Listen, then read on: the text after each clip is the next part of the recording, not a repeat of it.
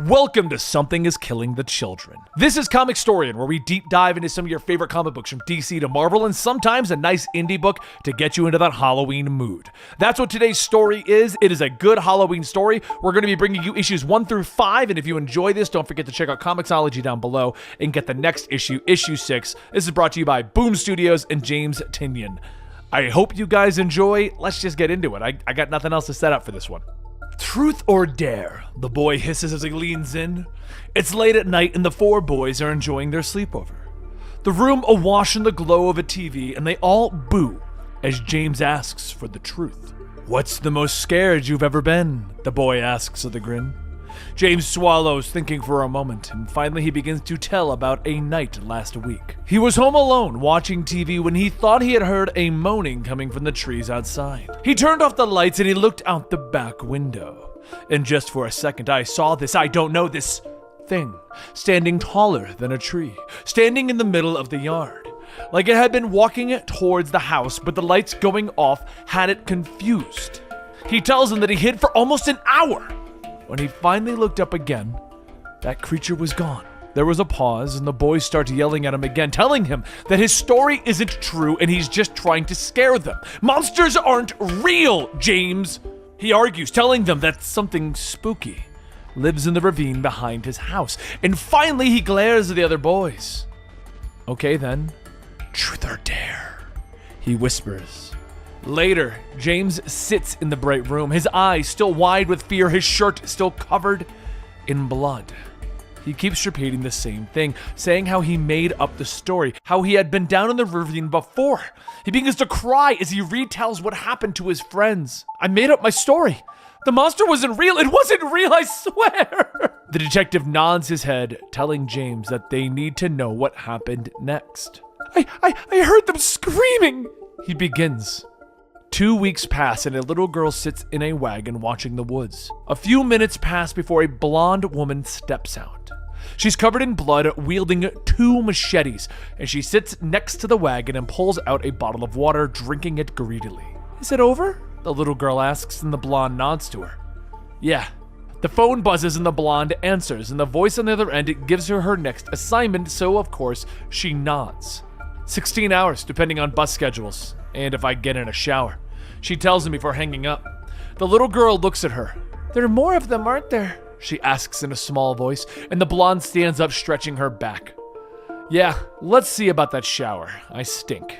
James walks up the steps to his school, having passed out the photos of his dead friends, when a different boy comes up and angry at James for what he believes he did to his friends. He begins to shout and push James, anger boiling over, until finally James has had enough. Shut the hell up! He screams loud enough to stop everyone around them.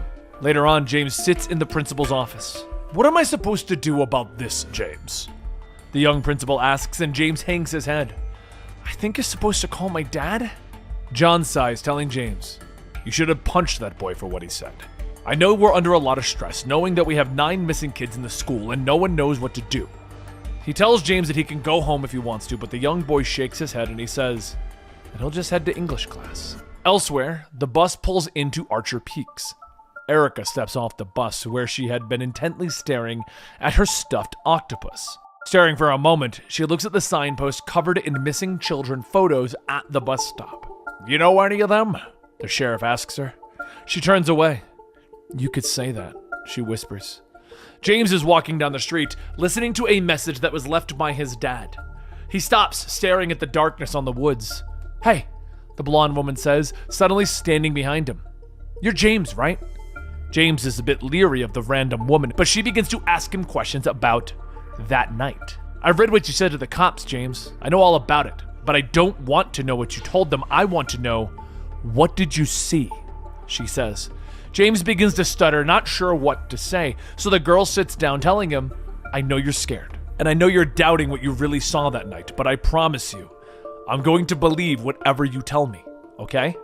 No matter how weird it is, no matter how scary, she says, and James nods and begins to tell his tale. He heard them screaming and he ran off into the dark looking for them. He found Noah first, but the young boy was gasping because he couldn't feel his legs. James reached for his hand as the boy crawled through the grass, his intestines trailing behind him. So James ran. He screamed for help and he found Carl next. Chunks had been bitten out of him. He slid in the blood, falling to the ground hard, back against a tree, and he whispered to himself. He told himself that this couldn't be happening. Tyler fell to the ground next to him. His body was being eaten. His face was a mask of gore. Carl reached out, gasping for air as a giant claw impaled him. The monster roared as it reared back, lifting Tyler, tearing him in half. And Erica's phone buzzes, so she answers. The voice on the other line says that Archer's Peak is a Class E7. Yeah, I got it handled, she says, hanging up. James doesn't understand it. He asks what she means, so Erica pulls out a large knife while looking at him. You've got a monster in your woods? And that's why I'm here. I'm going to kill it. James stops for a moment. Can I help? The next morning, when Tommy finally wakes up and drags himself downstairs, he finds his mother already in the kitchen. Neither of them slept well, they both know it, and as he begins to walk out the door, his mother motions to the stack of missing persons flyers, asking him to put them on people's cars in the parking lot. He sighs, telling her that the restaurant doesn't like it when he does that. They said it upsets the customers, he explains, as she looks at him, telling him that it would make her feel better. Make me feel like somebody is doing something in this horrible town. I still haven't heard anything. But your mother assumes that Sophia is dead. Why would she be alive if the others are dead? She whispers, and Tommy comes back, kissing his mother on the cheek, telling her that they will find Sophia. You don't believe that, but you don't know what else to say. And that's okay, she says, patting his hand and telling him to go to work. Tommy walks to the car, stack of flyers in his hand, a creaking noise coming out of the woods, and he turns. The creature leaning over the hood of his car, blood dripping from its fang-filled maw. But Tommy, well, he doesn't see it.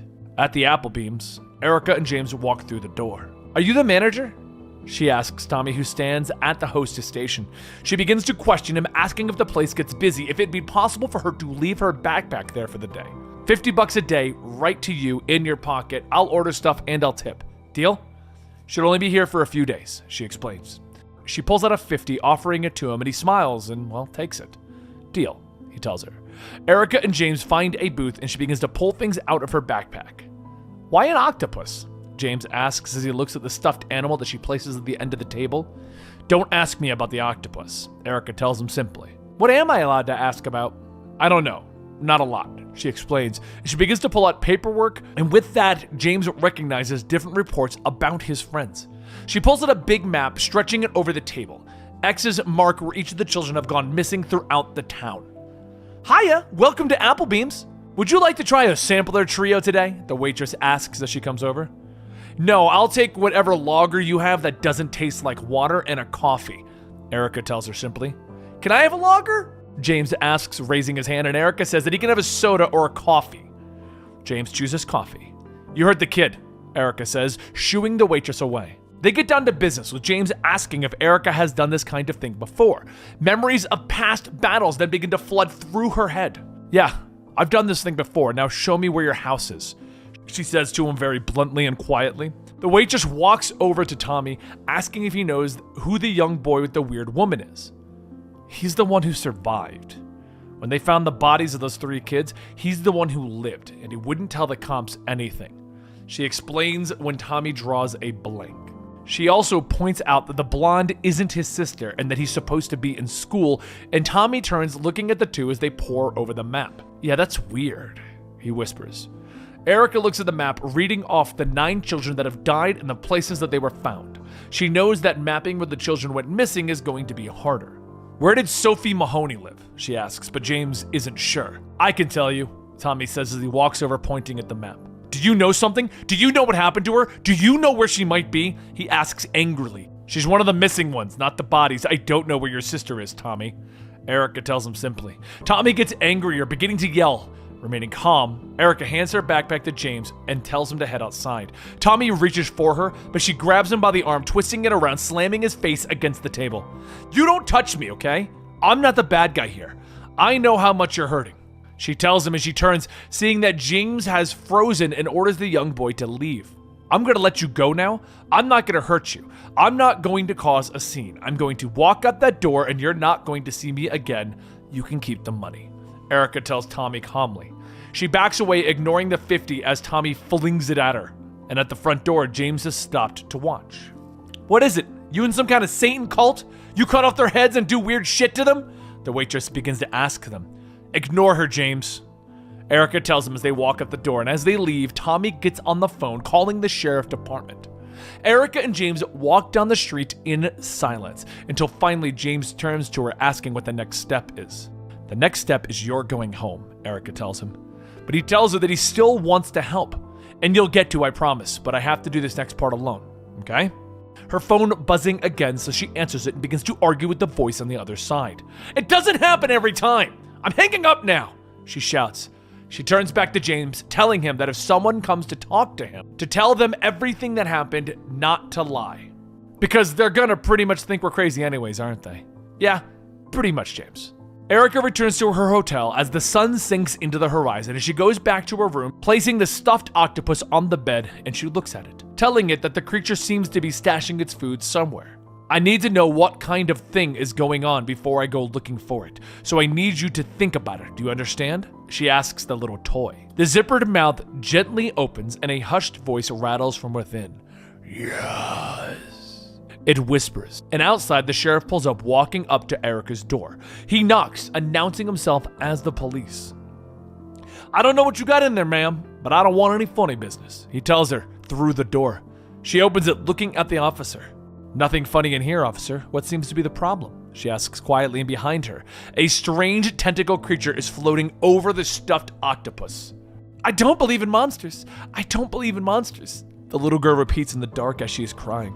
When suddenly the closet door begins to creak open, revealing the massive creature with bloody fangs. It begins to sniff, and the little girl dashes out past it, running through the house, past the bloody remains of her friends. She slips on the blood, tumbling down the stairs, breaking her arm, and as she begins to stand, the creature leans over her. She screams into the night, and Tommy is sitting at a bar with his friends, telling them about James and the weird blonde with the big eyes. He tells them that he called the sheriff and asked them to pick her up. "What are you going to do if they let her go?" his friend asks. "I'll do what I have to do," Tommy whispers. Erica sits across from the sheriff as he looks at her unlaminated, printed-out license. "This can't be your real name," the sheriff tells her. "Slaughter's a real name," she says simply. The sheriff leans in, telling her that they found her in a hotel, talking to a stuffed animal, and he's not in the mood. Erica stands, recapping that the sheriff asked her about her whereabouts on a bunch of dates. All those dates will coincide with little towns with missing children. "That's going to freak you out, and you're going to want to lock me up and throw away the key. But it doesn't change the fact that you saw me getting off the bus," she explains.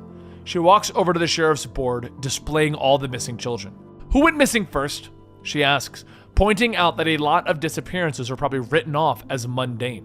"Before there were bodies, before you knew something was killing the children." The sheriff slams his hand down, reminding her that she is the one currently locked up, not the one asking questions. She nods and repeats the question. She sighs, sitting down, telling him that he's going to get a call soon, and after that call, you're going to let me go. And a little bit after that, the problem's going to go away, she tells him. Finally, the door opens and a detective leans in, telling the sheriff that they have a problem. "This your phone call?" the sheriff asks, sipping his coffee. "I don't think so," Erica says simply. The man opens the door, telling the sheriff that they have 5 more dead children. The blood was still spurting when their men arrived on the scene. The detective leads Erica out in cuffs while the sheriff rubs his face and curses to himself. She tries to reason with him again, explaining that she understands that he feels like this is his responsibility. "You can stop this?" he states, pointing at her. "Yeah," she answers. He asks her why, but she shakes his head, explaining that no answer will make him feel better. So finally he uncuffs her. "Just get out of here. Don't leave town," he orders her. "I won't, until it's over." Erica picks up her things, preparing to leave, but the sheriff stops her, explaining the first was Sarah Washington, a month and a half ago. They thought her uncle must have picked her up, but there wasn't any sign. Erica walks out onto the street with the sheriff rubbing his head, and he finally turns to the detective, telling him that he wants him to follow the girl. "Nothing too obnoxious. I just want to know what she's up to," he explains. And outside, Erica finds James sitting in the park across from the station. They walk together, James talking as Erica clutches her stuffed octopus. She tells James about 5 children before whispering to the toy. You know an E7 wouldn't do that. What the hell am I up against here? The kill pattern is more consistent with a Class B Oscura type than a Class E, the octopus whispers back to her. Wait, are you talking to your octopus? James asks. Erica glares over her shoulder at him. Yeah, we'll finish this later, she hisses as she squeezes the toy tight. You look angry. You should try talking to humans instead of a toy. James begins, but Erica turns, surprising him by telling him to shut up. She stalks past him as he stands in surprise, and finally he tells her that he's sorry. But she shakes her head, telling him that she's sorry and she knows that he's scared. But there's going to be more kids dying. It's getting stronger and less afraid of making a mess. It's dangerous. It's been a while since I've gone up against something this big, she tells him. She tells him that they're going to need to finish this quickly before she glares off into the woods. Yeah, we're going to need weapons. Lots of weapons. The salesman at the store is trying to sell Erica one of the fancy new models of chainsaw, pointing out that she doesn't want that crappy rundown model that will keep going if she drops it and continues to chew through everything. Can I see one of the crappy rundown models? She asks. The man seems surprised, looking at her cart full of sharp, pointy objects. Look at this thing, it's scary, right? James asks, running over with a pair of hedge clippers. Yeah, put it in the cart, Erica tells him. She finally picks out a chainsaw and the pair head to the registers. Meanwhile, Tommy walks into his father's house at the edge of town. The young man is disgusted to find his father still drunk and naked on the couch. They share a few words as Tommy moves through the house, exiting quickly. Tommy gets into his friend's car. You get it? She asks, indicating the box in Tommy's hands. He opens it, revealing his father's revolver. Yeah, I got it. Meanwhile, at the crime scene, the sheriff stands over the grisly murders, stopping when one of his deputies comes forward. The man is staring at his cell phone in disbelief. He called my personal cell phone and asked for you. He knew things about me, things he couldn't possibly know, and then he mentioned a blonde woman? The deputy stutters. The sheriff takes the phone, putting it on speaker. Who exactly am I talking to? He asks. This is Sheriff Joseph Kavanaugh of Archers Peak, Wisconsin. I'm terribly sorry for the troubles your town is facing right now. I would like to do what I can to help. Yeah, I'm gonna need you to tell me who you are. I'm a friend, Joseph, if you decide a friend is what you're looking for. Sheriff Kavanaugh nods his head, asking the man if he's the one who sent Erica Slaughters to Archer's Peak. Oh, Sheriff Kavanaugh, you must realize by now, Erica Slaughters isn't with anybody. Erica and James continue to push their shopping cart through the woods. James stops asking Erica about the monsters, and he gets angry with her answers, telling her that the monsters can't be real. Of course they're real. You've seen one of them. It ate your friends, she tells him simply. But why did it eat my friends? He asks. Because they could see it, because they believed in it, she says. She explains that he is old enough to know that there aren't monsters in the world, but he simply doesn't believe it. Every time he hears a noise in the woods or sees a shadow that is shaped strangely, you're still afraid because your brain is still developing. You're not fully cooked yet. You can see them, adults can't, she tells them. Wait, are you younger than you look or something? There are ways you can make yourself see them, she tells him. He pushes the question, but she shuts him down, explaining that when he's older, he's going to want to forget. They then stop, and Erica begins to load up, telling James that he isn't coming with her. But the young boy continues to tell her that he wants to help. And finally, she sighs. She tells him that if he follows, he has to do exactly what she says. If we find a certain den, I'm not going to let you go inside. These things can get stronger, and the way they get stronger is horrible. She makes him promise, and with those words, they head into the forest. The sheriff's detective watches them from a distance, confused as to what they're even doing, when suddenly the sheriff comes over the radio, ordering the man to stop following Erica Slaughters. Instead of arguing, Sheriff Kavanaugh cuts the radio line. The officer stares at his silent radio for a moment. Well, screw that, he whispers, and he heads out, beginning to pull gear out of his trunk. Tommy comes up behind the man, cracking him on the head with the revolver. You had your chance to keep her locked up, and you didn't. What happens next, that's on you, he tells the unconscious cop. In the woods, Erica orders James to stop, and they stand outside of the creature's lair, blood stains leading into the dark cave. This is bigger than it should be, Erica whispers, pulling out the stuffed toy, glaring at it. You knew this was gonna happen, you piece of shit, she hisses at it. She turns, ordering James to hide behind the ridge and not come out, no matter what he hears. She hands him her backpack and coat and orders him to go. I'm not asking. You're gonna go, she tells him. She pulls on her mask and arms herself with a chainsaw and a machete. Popping a chem light, she heads into the darkness of the cave. She doesn't go far before the green light spills over the pile of the children's bodies in various states of decay. I knew it. I knew you killed them. You killed them. You killed all of them. Tommy hisses at her from the darkness. And now you're going to pay, he tells her. Erica turns to see the young man in the pale green light. Tommy, you need to get down now, she whispers to him, his eyes widening. Not a chance, he tells her, raising the revolver in his hands and taking aim. And behind him, the creature rears up. In the woods, James sits in the dark. This sucks. This is cold and it sucks. He whispers and he turns, seeing the corpse of a small animal, and he begins to heave, his mind seeing flashes of the night that his friends died, and he begins to sob. I don't know why she brought you. Such a weak little thing. You should run back home. This is not a job for scared children. These creatures eat scared children. The octopus begins to whisper to him, but James argues, telling the toy that he isn't scared. This isn't real. Yeah, that's right. I'm not real. This is all a nightmare that gutted your friends. It's easier to think that way, yes? So you don't have to face that you led them down into the dark woods late at night to their deaths. So you don't have to face that it was all your fault. The toy hisses. James begins to cry, to explain that it wasn't his fault. So helpless, and now you've done it again. You've led Erica to her death.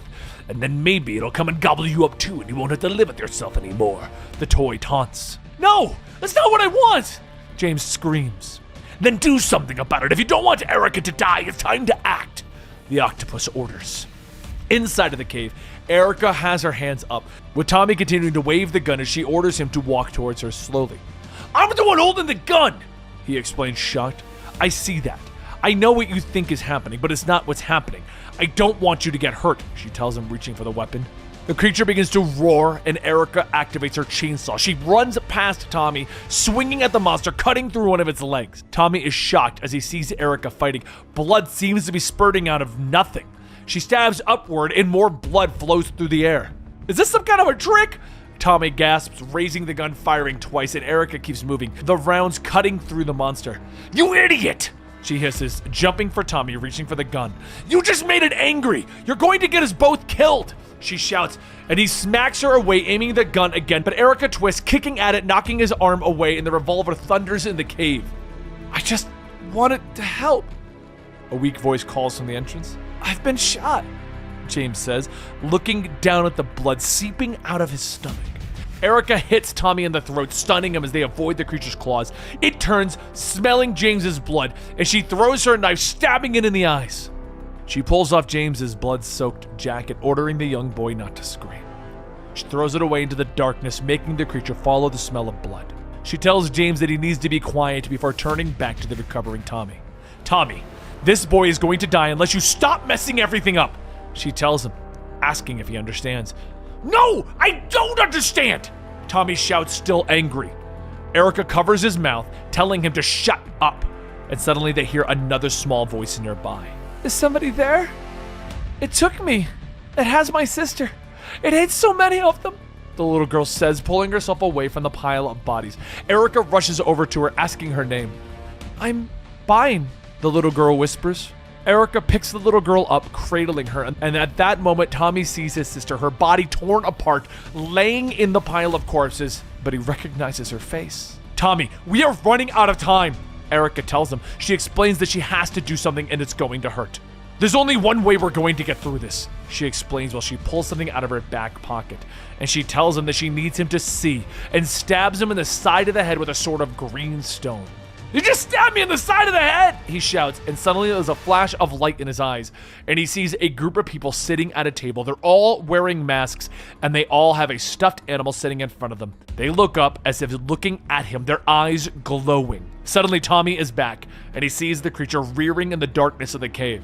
Oh my god, is that what you've been fighting? He asks, still not believing in it. Erica hands him Bane and asks if he's strong enough to carry the little girl and James out of the cave. Can you get them out of here alive? He nods, picking up both kids. What are you going to do? I'm going to kill it, she hisses. Tommy starts to run, telling the kids that they aren't going to die, and inside of the darkness, that creature is roaring. Erica revs the chainsaw. I swear to God, I'm going to burn that octopus, she hisses, leaping into the air, twirling and slashing at the monster as it is roaring at her. And in his car, the detective pulls himself up from the ground, cursing Tommy for cracking him in the head. Help! Help me! Tommy screams as he runs out of the woods, carrying the two children. Tommy tries to explain quickly, letting the officer know that James has been shot while Bane complains about being cold. Okay, everyone in the car, we're going to the hospital. The officer tells them, letting Bane know that he'll turn on the heat. Tommy gets into the back seat, telling the officer that he's going to pass out. Tell the octopus I didn't want to die. I still don't want to die. James begins to stutter and whisper, and the officer is shocked, staring out the window, wondering what is happening. And Erica walks out of the woods, reaching into her backpack and pulling out a buzzing cell phone. Yeah, I did what I had to save 2 lives. I'll deal with the consequences. No, you listen to me. You didn't classify this correctly. This wasn't a food stash. It was a nest. It was a mother. Aaron, it had children. Those children are out there now and they're hungry. If this town is going to survive, we're going to have to kill them and fast. Erica explains, sitting on the severed corpse of the monster. And that is Something is Killing the Children, the first arc. Issues 1 through 5. And if you guys want to know what happens next, let me know in the comments down below and check it out yourself. The link is in the description. You can go get issues 6 through 11 as the time of recording this, and we'll get to it in a little bit later. But if you want to know what happens now on your Halloween spirit, go check out this story. This is one of my favorite indie books that has come out recently, and I'm excited to finally get to bring it to you guys, and it fits into the whole Halloween theme we're going for right now. A special thank you to all of our Patreons and to our YouTube memberships. You guys are incredible, and it's because of you that we're able to keep going. And everyone who's just watching this video, I thank you guys as well. Don't forget, we will be bringing you another video tomorrow. Don't forget to subscribe to the channel, hit that like button if you're so inclined, and I will see you guys next time.